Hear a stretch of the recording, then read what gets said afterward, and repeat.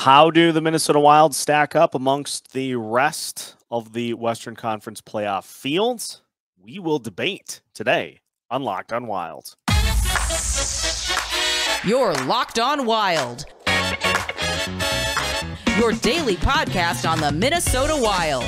Part of the Locked on Podcast Network, your team every day.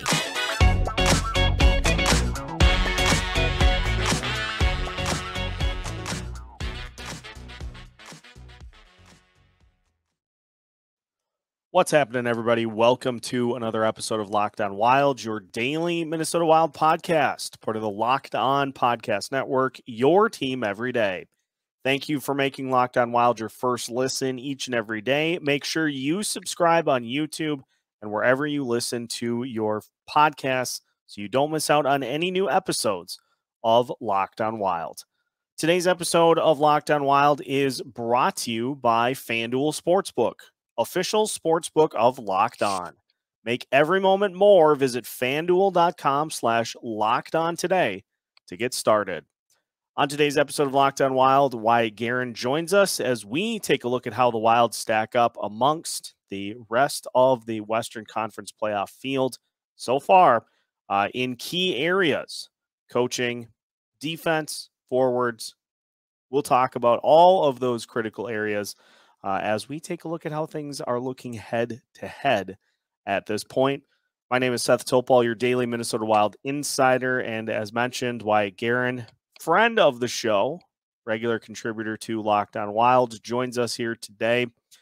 Wyatt, now that the postseason has been officially clinched and the dust has settled a little bit, perfect opportunity to just take a look at the rest of the field, which as of right now includes the Vegas Golden Knights, the Los Angeles Kings, and the Minnesota Wild and the Dallas Stars. Although that is contingent on how things go between the Avalanche and the San Jose Sharks, which it's going to go about as well as you expect. I'll tell you that. Yeah, probably going to lead to not only that, but the Colorado Avalanche vaulting into first place in the division. Yeah, wouldn't surprise me. So we're just going to go through and look at how things look for the Wild amongst their potential postseason opponents. And you've got a couple of categories that we are going to look at. So let's just lay them out here before we get started. So we'll be looking at coaching, forwards, defense, and depth. And we'll look at it head-to-head between the Wild and each team that they could potentially see in the first round. Excellent. Why don't we just start with the big one? Let's just start with the Avalanche, the defending champions, defending Stanley Cup champions, and the team that nobody wants to face in the first round. And we'll start with coaching. You got to give it to Colorado here. Bednar's great coach, won the Cup last year. Like you said, no one wants to play Colorado round one. We didn't even mention we'll do head-to-head goaltending too. Yes. Yeah, I got to go with Bednar too. I'm a huge fan of Jared Bednar. I think he is a phenomenal coach. He's got a great pulse on that team. You look at him and John Cooper matching up in the Stanley Cup final last year. And that's a great coaching matchup. I mean, yes, Coop's like my favorite coach in the NHL, to be honest. He's great coach. And Bednar really impressed me. Yeah. A few years ago, like when the Avalanche were really, really bad, he was pretty much brought in at the time. It seemed like he was going to be pretty much like, bring him in and we'll fire him just to say like, hey, we're doing something. But he took control of the room, and I mean, he helped build this monster into what it is, him and Joe Sakic. So yeah, between him and Dean, it's got to be Bednar. He's been there, he's done that. He knows what he's doing. He knows what buttons to push. Yeah, and the funny thing too is like I like Dean. It's not a slight on Dean. Yeah, Bednar's a really good coach. Bednar's it's Bednar. Yeah. Like it's the Catalina wine mixer. Right. You're going to go Bednar in that situation. So first point goes to the Avalanche. Let's discuss the forwards. Which route are you going here? This one's, I think, a little closer. I think the Avalanche take it just on star power. I don't know if Landeskog's scheduled to be back for playoffs or not, but even without him, you still got McKinnon, Rantanen, Nikushkin, Comfort. I mean, they just got a whole. The star power on that team right now is ridiculous. So yeah. I mean, they're probably going to win the division for that reason, is because they're a really good team. So yeah, and a team that lost Nazem Kadri amongst others off of last year's roster, and they still have found a way to be at the top of the standings here in the Central Division this year. It just goes to show you those top level guys are top level guys. And I know they're going to get Lehkonen back for the postseason too, that'll be a big boost for them. It's a well put together forward core. Yeah, 100%. Landeskog. Yeah, that's another one that goes to the Avalanche as well. So 2-0 for Colorado here through these rankings, but we will continue on. So defensively, this one again is, you got to give it to Colorado. You got the big one, Cale Makar. Bowen Byram, stud. Like, doesn't get the press he should just because of Cale Makar. Mm-hmm. And even worse, Girard doesn't get the press he should because of Makar and Byram. It's a loaded team. And they just got Eric Johnson back, who's veteran presence. Well, again, been there, done that. Jack Johnson, veteran guy. I mean, kind of you wouldn't think like, oh, Jack Johnson, like big help in the playoffs, but this is a guy with a lot of NHL games under his belt. He knows what he's doing. He's won a cup. It's a good defensive core. It might be the best D core in the NHL. Yeah, you can't compete with those top level guys, and so 3 rock Avalanche in these. Boy, maybe we should have left the Avalanche for one of the last teams. We're not starting off on a good foot here, but I'm actually kind of hoping they win the division now, because God, I don't want to see them round one. You're telling me it's brutal. So 3-0, we move from defensemen. Should we go to goaltenders? Yeah, we can go to goalies. This one I actually will give to the Wild. The tandem of Fleury and Gustafsson have been just lights out lately. That being said, Georgiev is a very, very capable goaltender. Should definitely not take him lightly. I know he's playing behind one of the best D-cores in the league, but Georgiev is a very good goaltender, and in my opinion, better than the guy they won the cup with last year in Darcy Kemper. So I'll give it to the Wild, but it's pretty close, especially if Georgiev gets in that zone. He's good, man. Yeah, I would tend to agree. You give the slight edge to Gustafsson this year based off of what Gus Bus has been able to do so far this season. Georgiev, though, very good. I would say probably in the top. See, top I don't want to. Yeah, half of goalies in the league. I would say probably right around the top 10. Yeah, probably that top 12-ish, right outside the top 10. Yeah. The beauty of what the Avalanche have done is they can get a guy that's not a top 5 goalie in the NHL and put him back there, and he's gonna win games just because of how good the team in front of him is. Yeah, 100%. And but if 1-to-1, if you're saying, okay, we need a goalie to steal this game between Gus and Fleury and Georgiev, I'm gonna lean Gus and Fleury. But yeah, Georgiev's really good. Yeah, I like that. I'll take getting the Wild on the board. But it is still, unfortunately, 3-1 Avs. Depth is the final category, correct? Yeah. I would have 100% given this to the Wild before the Shaw injury. Rest up. That really sucks. Mm-hmm. It's a 4th ACL tear. It's unreal. But I think I will still give it to the Wild. You know, Billy went out and got a lot of guys that he can rotate in and out of the lineup. I'm not going to say the depth is necessarily better per se than the Avalanche, but it is probably more guys that you would feel comfortable rotating in and keeping guys fresh. I mean, Yeah. you got 8 capable NHL defensemen, 14 or 15 forwards. I mean, that all depends. I assume Sammy Walker will be a black ace.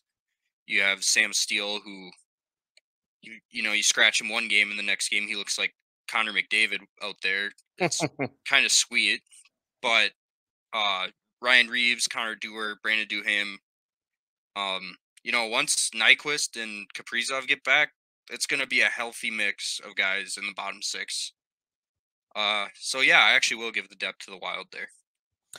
3-2 Avs win in the how do the Wild stack up amongst the rest of the playoff contenders in the Western Conference. We're going to keep this mostly Central Division, but we will move from Colorado to the team at this point most likely for the Wild to face in round 1, that being the former pre-Minnesota Wild Minnesota team, the Dallas Stars. So we'll talk about that as we continue today's episode of Locked On Wild after a word from our sponsor, which for today's episode is Indeed. When you're drafting a fantasy team, do you ever wish you could handpick the best stars for your business team? If you're building your talent roster, you need Indeed. Indeed is the hiring platform where you can attract, interview, and hire all in one place. Don't spend hours on multiple job sites looking for candidates with the right skills when you can do it all with Indeed.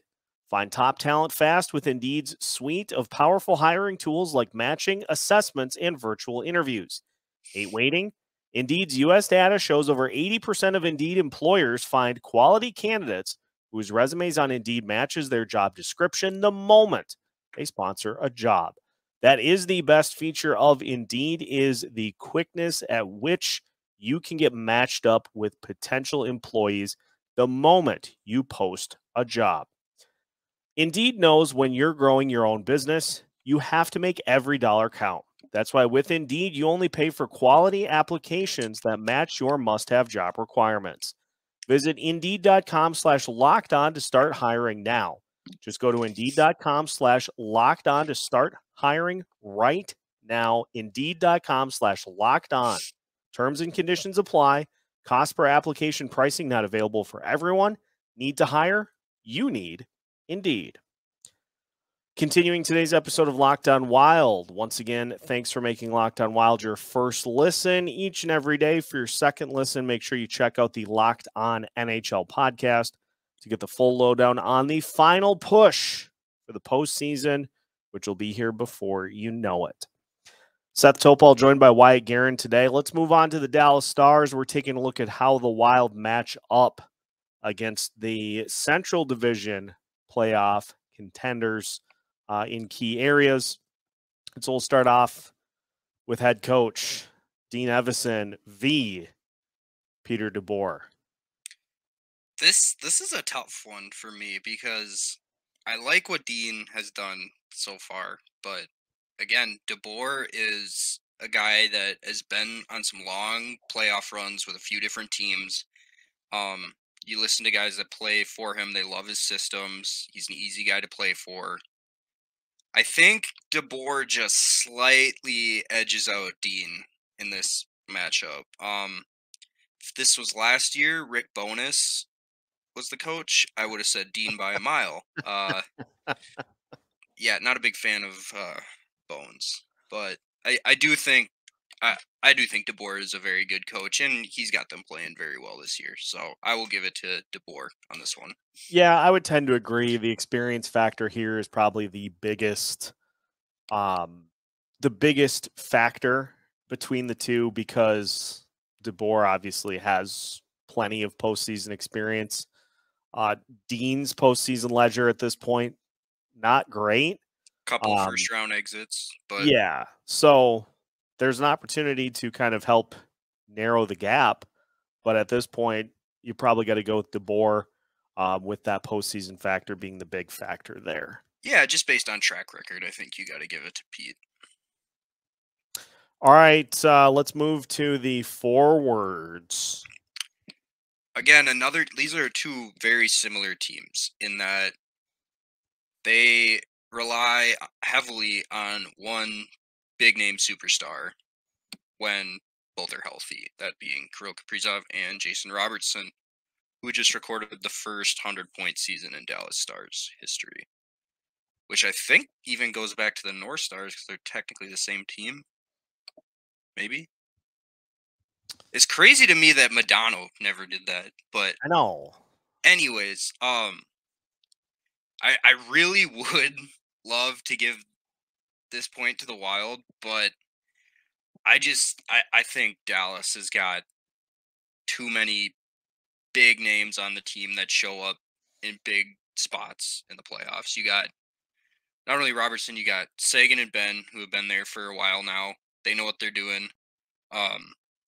Rupe Hintz, great skater, great player.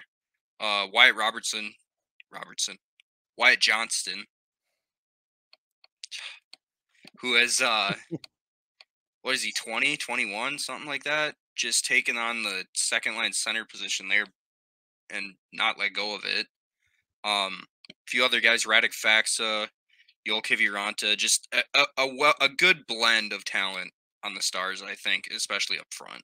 So I will give it to Dallas. My guy Max Domi too. That's right. And Pavelski, man, they got a pretty good forward core. I'm gonna give it to them. They got a good mix. I'm in agreement there. That top line is so good that no matter what those other three lines are doing, they have had a lot of games this year where they've ridden that top line combo to wins. But then you still do have very capable second, third, and fourth lines that can still get it done too. So I mean, Pavelski's like damn near 40, and he's still getting it done. Ben and Sagan, past their primes, but it's still Jamie Benn and Tyler Sagan. Like they're gonna score goals. So I will give it the forward matchup to Dallas in this one. Yeah, I agree. Let's move on to the defensemen. This one I will give to the Wild. This might sound crazy because Miro Heiskanen is unreal. He's pretty insane. good. Yeah. But I just think Dallas relies so heavily on Heiskanen and Asa Lindell, and the Wild really have 8 guys, no matter what combinations there are, that they're comfortable rolling out 6 guys any given night, whoever that may be, versus Dallas, who I think relies a little heavily on Heiskanen and Lindell. So I'll give that matchup to the Wild. Yeah, I would agree. I think you maybe go boy Ryan Suter back there. They gave him more money, which good for you. Yeah, go for it. Didn't really have to do that, but yeah, I think Heiskanen's probably the best defenseman of the two teams. Yeah. But yeah, that's a good statement, is that they probably have the best defenseman overall, but defensive core overall, I will give to the Wild. And that's going to be my answer to the next one, which is the goalie position. But we'll let you go first here. We're gonna disagree then. Ottinger's just been outstanding. That guy, I mean, should be up for the Vezina this year, but that's just a guy that I could see being one of those Wild playoff games where they get 50 shots on net and get blanked and lose 2-0. Like remember Jake Allen a few years ago? Like, how could I forget? Yeah, I could see Ottinger pulling 2 games like that out of his butt for the Stars against the Wild. I would hope not. Not that Gustafsson and Fleury can't. He's having that type of year where he's just been insane. And I think he'd be real motivated against the Wild, his hometown team. So I will give the goalie matchup. this is kind of the opposite of what I was saying for defense, because I think the Wild have the better tandem, but Ottinger is just so much better than the backup. I think it's Wedgwood right now. That Yeah. Wedgwood won't see any time unless Ottinger gets hurt. So I'll give it to Dallas, but it is close because there's two guys you can rely on, but Ottinger's just lights out right now. So it's for that exact same reason I'm going to give this to the Wilds, because of the tandem factor, in that if anything were to happen to Ottinger, it's Wedgwood. That's what you have. I don't know, man. The wedge wall blanked Nashville tonight, I think. It's Nashville. Yeah. The thing is, Wedgwood. No, they got one on him. Anyways, Wedgwood's he's been around. He's seen enough that you wouldn't panic if you had to put him in. But yeah, if Georgiev was on the Stars and it was Georgiev and Wedgwood, this would be easily the Wild. But yeah. I think Ottinger just has that it factor, man. Yeah, I could see it, but I'll still stick to my guns. Yeah, agreed. Still going Wild. What about depth? This is another one I'm gonna give to the Wild. Again, I think it's gonna be hard to beat the Wild in terms of depth from any team this postseason. I'm not really familiar with too many of the guys the Stars have in their depth pool right now, but I do know that they have been trying to get some younger players in, much like the Wild with Dewar and Shaw, but guys that might not have that experience versus the Wild have Ryan Reeves back there. They're gonna have Sundqvist. I just think in terms of experience, you're gonna get better depth pieces from the Wild in this potential series. Yeah, I'm not even gonna debate that point. I agree, and I think too the fact that the Wild have different options that they can throw depending on who they play to really kind of make that bottom six look substantially different.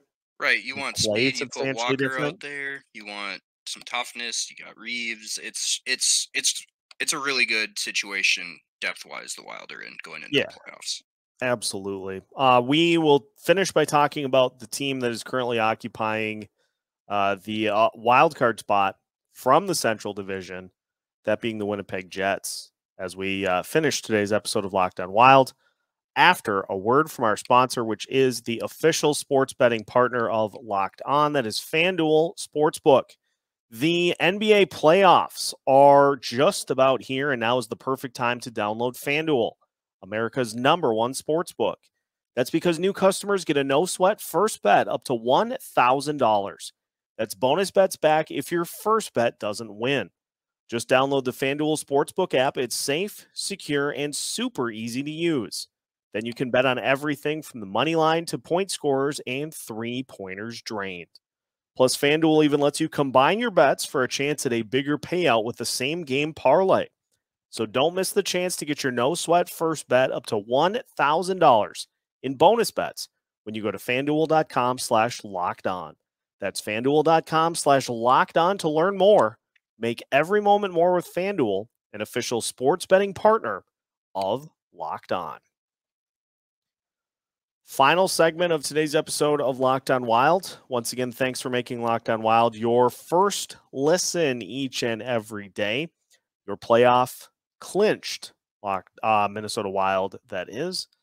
Talking with Wyatt Garin here to finish today's episode. We talked about the Avs. We talked about the Stars. And yes, it is possible that the Wild play the Kraken here. Actually, maybe we can do this way. Let's say the Wild do end up capturing the division crown. Let's take a look at both wildcard teams at once. Okay. You've got the Kraken. You've got the Winnipeg Jets. And we'll stack them up each against the Minnesota Wild at the same time. Okay. So let's start with Coach. Of the three. I think the Wild take this one easily. I already mentioned Rick Bowness.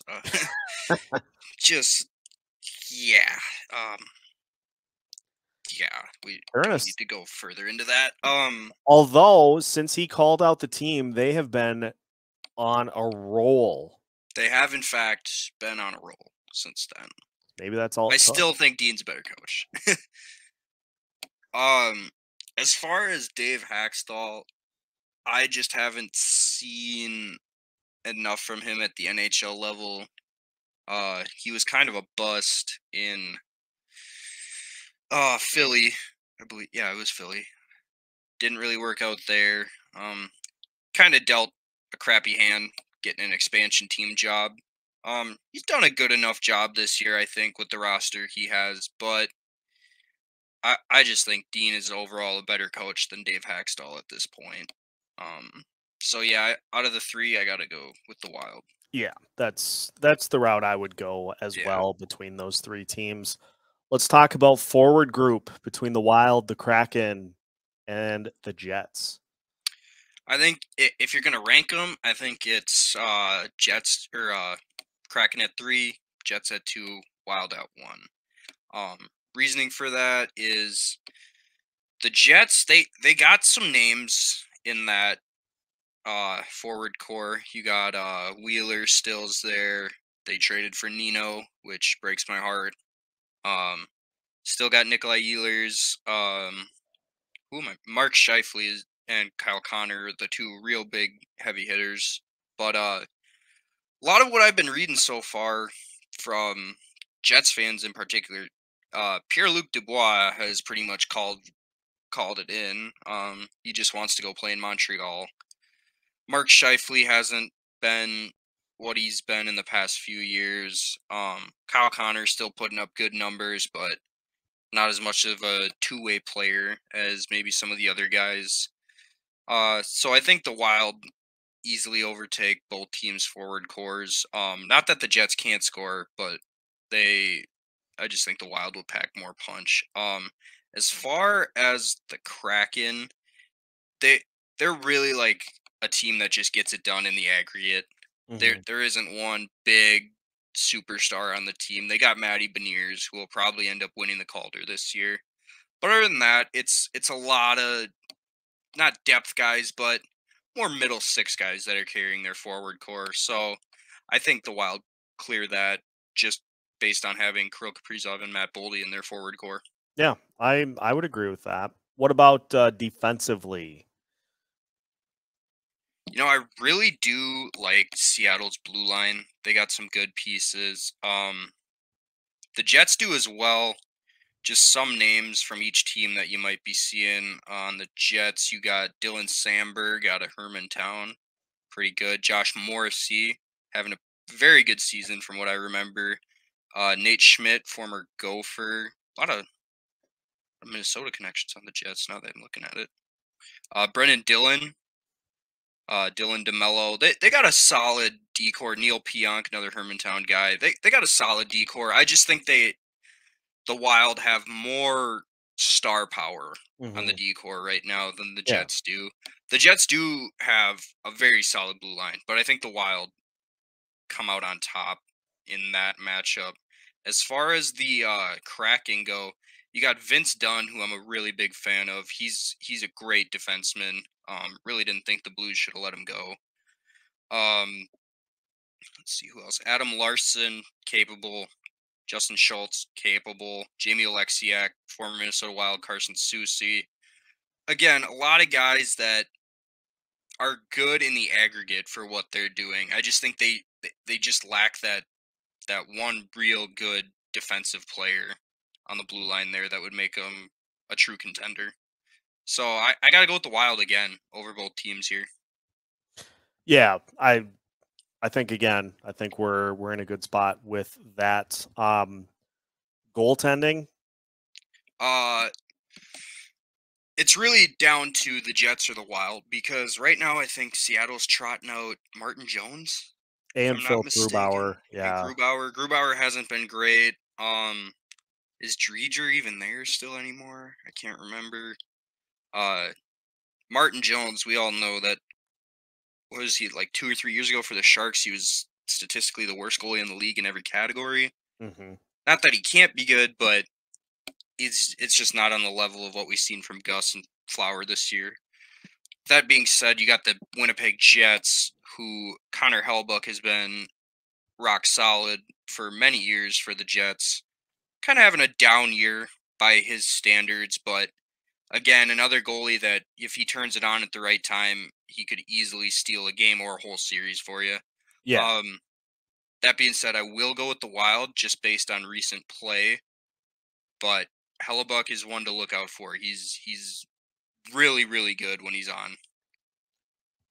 I will agree there as well. And finally, the depth. And surprise, I'm going to go with the Wild again. The Kraken being only, 3 years now removed from expansion, they don't have the type of NHL caliber depth that the Wild have right now. As far as the Jets, they got some decent players in their depth pool. Again, I just think the Wild's just bottom six and depth pieces just outclass a lot of playoff teams this year. It's only really rivaled by maybe Boston, in my opinion, for how good like the bottom of the forward roster is and defensive roster. It's really insane how Bill managed to pull that off. But yeah, I'll go with the Wild again over both. Well, it's pretty evident that there is Colorado, Dallas and the Wild, and then Winnipeg and Seattle. Is Winnipeg and Seattle. So it will be interesting to see how things play out because there still is a lot of jockeying that can happen for postseason spots. And so it could be that the Wild play one of these teams. And you never know, the Flames or the Predators could end up sneaking into the wild card spots. Winnipeg's on tenuous ground. Yep, for sure. Say the least. And Seattle's only 4 points ahead of them with, I think every team's got at least 4 or 5 games remaining. So 10, 12 points on the line in the coming week or two here. And it's, everyone's just got to keep getting points because the race is on right now. Yeah, the race to the finish is officially here. And so we'll see which of these teams the Wild match up against. That still is yet to be decided. So we'll see what happens. But that will do it for today's episode of Locked On Wild. Again, now that your first listen of the day is done, make sure you check out the Locked On NHL podcast as we continue to cruise towards the postseason. You can find Locked On NHL on YouTube and free on your favorite podcast platforms. Make sure to subscribe so you don't miss out on any and at Locked On Wild as well. Follow us on YouTube, on your favorite podcast platforms, on social media as well. We've got new episodes every Monday through Friday as part of the Locked On Podcast Network.